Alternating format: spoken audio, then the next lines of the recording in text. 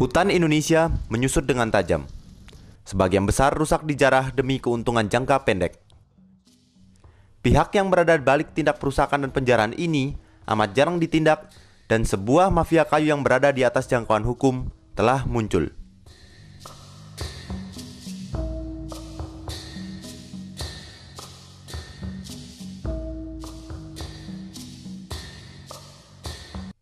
Laporan terbaru Telapak dan EIA mencatat kasus-kasus korupsi penting dalam sektor kehutanan.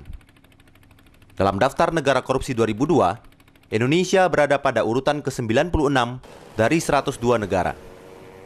Pada tahun yang sama, seorang pelapor khusus PBB untuk independensi peradilan mengunjungi Indonesia dan menyatakan bahwa kenyataan dari korupsi yang berlangsung sangat-sangatlah buruk, hampir tidak masuk di akal parahnya keadaan yang telah terjadi. Korupsi telah menjangkiti seluruh sendi kehidupan masyarakat.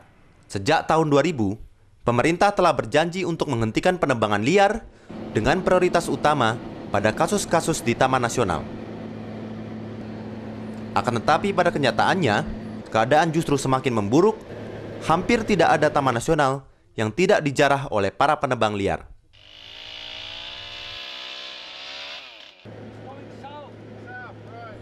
Sejak disorotinya kasus penebangan liar berskala komersial pada tahun 1999, infrastruktur penebangan semakin meluas, beberapa jenis kayu komersial telah habis dijarah, dan mafia kayu di balik perusakan ini semakin berkuasa. Salah satu aset terbesar kekayaan hayati Indonesia ini dengan cepat menghilang bersamaan dengan hilangnya rasa keadilan di negeri ini. Kalimantan Tengah, di mana Tanjung Puting berada, dipenuhi oleh pejabat yang korup. Pemerintah Indonesia telah gagal mengatasi penebangan ilegal yang terjadi di Taman Nasional Tanjung Puting.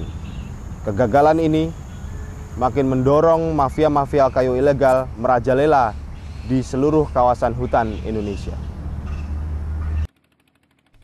Dalam setiap operasi penangkapan, hanya para penebang yang ditindak.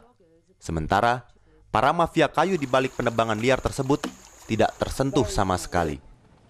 Untuk kasus Tanjung Puting, Raja Kayu Abdur Rasyid telah bertahun-tahun lolos dari tangan hukum.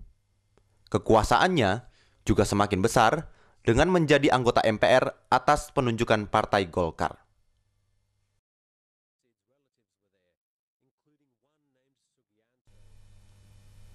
Perusahaan Rasyid adalah tertuduh dalam perdagangan kayu ramin ilegal. Kayu-kayu ramin tanpa label telah terpantau ditampung dan diolah oleh pabrik pengolahan Rasyid. Pada tahun 2000, anak perusahaan Rasyid lainnya terlibat dalam kasus penyitaan kapal Progress A yang membawa muatan kayu ilegal. Dan baru-baru ini, perusahaan Rasyid terlibat dalam pemuatan kayu bulat ilegal dan penyewaan kapal-kapal kargo untuk mengekspor kayu tersebut meskipun telah diberlakukan larangan ekspor kayu bulat. Penanganan kasus 3 kapal dan muatan kargonya ini sangatlah menggelikan.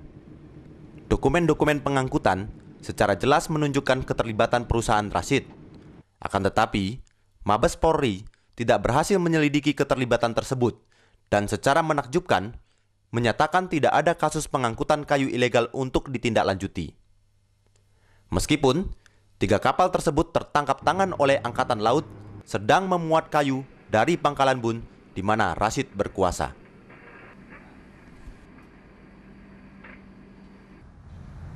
Pada kasus 3 kapal, pihak Departemen Kehutanan dan TNI Angkatan Laut telah melakukan tugasnya dengan benar. Akan tetapi, pada tahap selanjutnya, proses penyidikan yang dilakukan oleh kepolisian ternyata mengalami kemunduran. Kapal dilepas, muatan kayu ilegalnya pun dilelang. Kenyataan ini memerlukan perhatian serius dari Presiden Republik Indonesia untuk memastikan proses penegakan hukum akan kasus-kasus kejahatan lingkungan yang terjadi di Indonesia dijalankan dengan semestinya. Orang yang menyampaikan informasi kasus 3 kapal ini kepada Departemen Kehutanan adalah seorang wartawan bernama Abi Kusno. Tak lama berselang penangkapan kapal tersebut, Abi Kusno dan editornya diserang dalam suatu upaya pembunuhan. Ya, saya benar dihadang dan diserang oleh sekelompok orang yang bersenjata mandau, kurang lebih 20 orang. Pada akhirnya memang saya sudah meninggal dan buktinya Saya sudah hampir dimasukkan ke dalam kamar mayat, tetapi karena kebesaran Allah, saya masih diberikan nyawa hidup sampai sekarang. Dan saya yakin rencana pembunuhan terhadap diri saya itu memang terencana dan ada kaitannya dengan masalah illegal logging, pengiriman kayu, rencana penyelundupan 3 buah kapal yang ke RRC.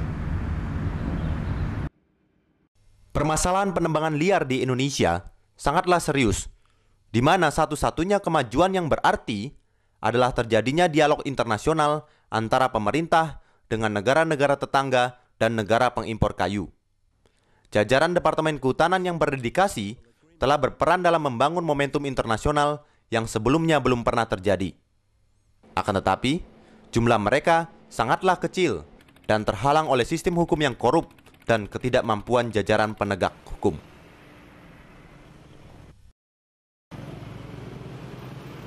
Sebenarnya telah sangat jelas bahwa Presiden Republik Indonesia harus mendorong terjadinya proses reformasi di sektor kehutanan.